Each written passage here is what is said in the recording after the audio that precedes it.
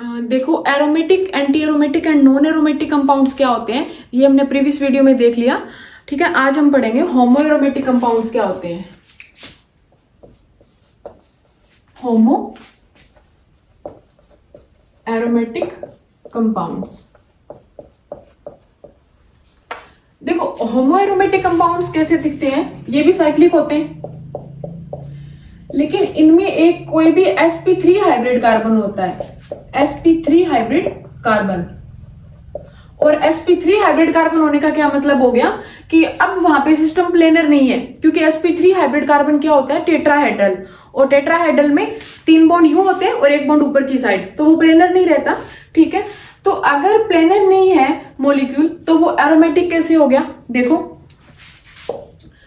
हम जैसे कोई एग्जांपल लेते हैं। ठीक है, अब यहां पे देखो,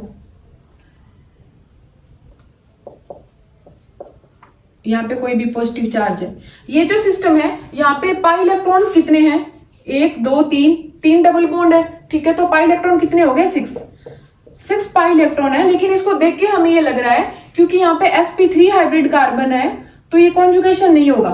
देखो, हो भी नहीं सकता इस फॉर्म में, यहाँ पे कॉन्जुगेशन पॉसिबल नहीं है।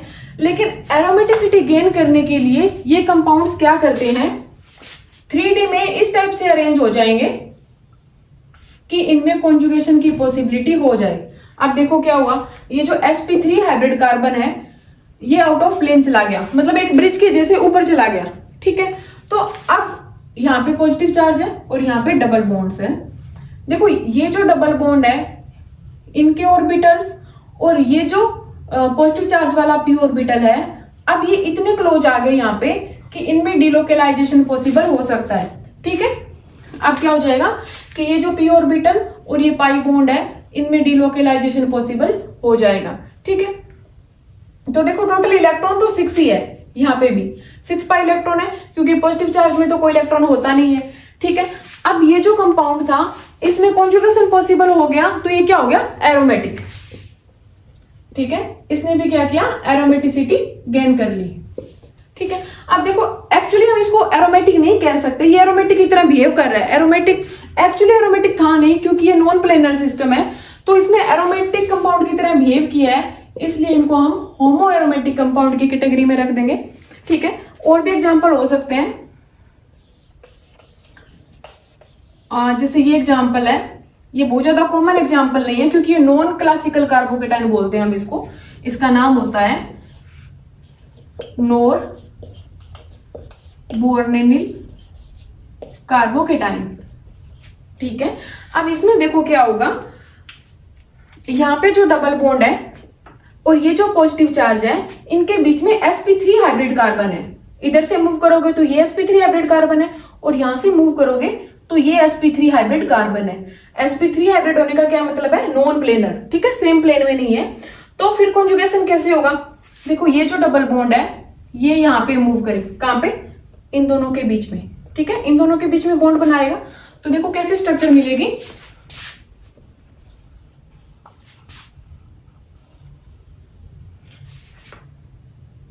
ये डबल बॉन्ड ब्रेक होके यहाँ पे बॉन्ड बना रहा है इन दोनों कार्बन के बीच।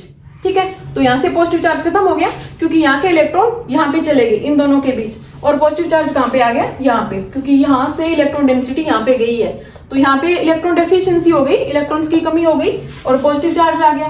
ठीक है, अब देखो नेक्स्ट स्ट्रक्चर में कैसा हो सकता है, इसी में ये पाई बॉन्ड इधर आ जाए, मतलब इन दोनों के बीच, इस कार्बन के साथ। ठीक है, अब जो बॉन्ड बने वो इस कार्बन का इसके साथ बन जाए तो पॉजिटिव चार्ज यहां पे आ जाएगा। अगर इसका हम हाइब्रिड बनाए तो कैसा बन जाएगा,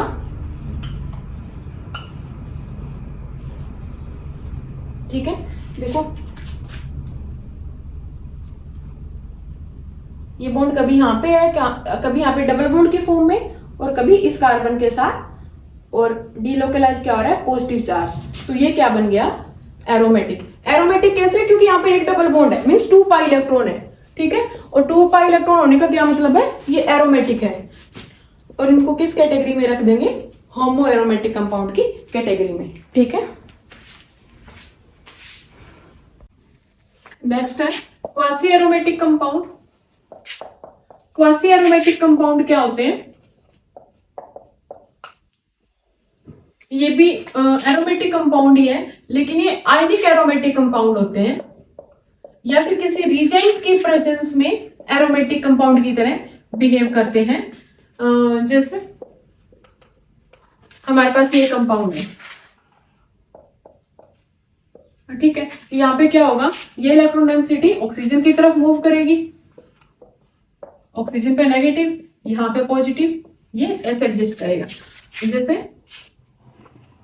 ये हम लेते हैं, ठीक है, यहाँ पे इसकी रिएक्शन किसी भी HBr कोई भी रिएजेंट ले लेते हैं, तो क्या होगा,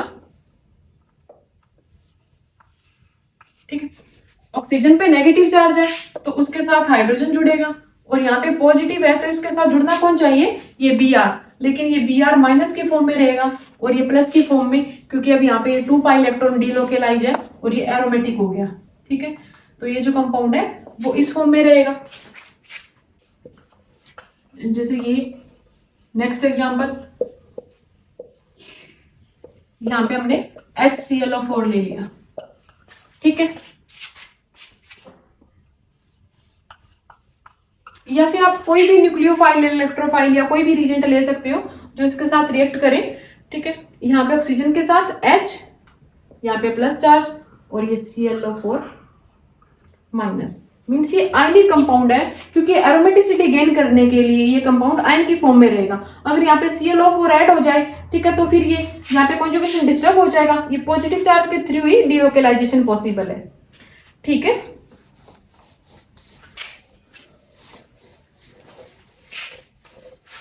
अब जैसे हम कोई भी एग्जांपल लेते हैं, एक तो ये 7 मेंबर रिंग का ले लेते हैं,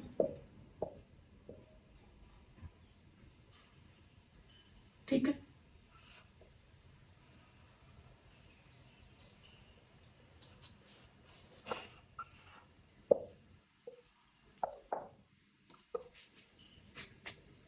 यहाँ पे क्या करते हैं, हम कोई भी हैलाइड ले लेते हैं, जैसे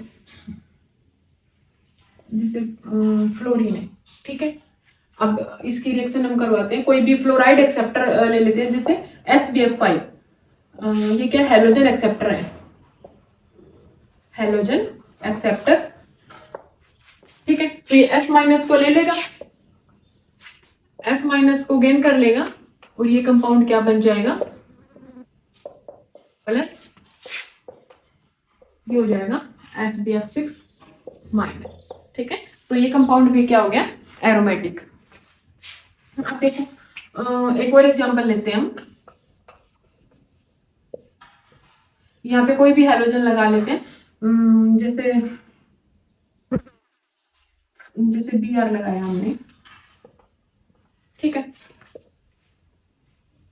अब देखो अगर अपन इसकी रिएक्शन AgNO3 के साथ करवाएं, तो AgNO3 हेलोजन के साथ क्या करेगा, AgBr का प्रेसिपिटेट देगा, ये क्या बन जाएगा, यहाँ पे पॉजिटिव चार्ज Br माइनस निकल जाएगा, ठीक है, NO माइनस और Br माइनस Ag प्लस के साथ बॉन्ड बना के AgBr का प्रेसिपिटेट बना लेगा, ठीक है। और यहाँ पे क्या हो जाएगा, plus charge, same NO3 negative, Br minus Ag plus के साथ बॉन्ड बना के AgBr का पीपीटी दे देगा। अब देखो इन दोनों रिएक्शन में से ये ऊपर वाली रिएक्शन नहीं होती है, ये वाली रिएक्शन होती है। ये क्यों नहीं होती, क्योंकि यहाँ पे जो कंपाउंड बना है वो एंटी एरोमेटिक है और ये जो है एरोमेटिक है।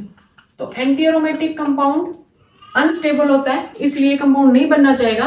तो AgNO3 इस कंपाउंड के साथ AgBr का प्रेसिपिटेट नहीं देता है, रिएक्ट नहीं करता है।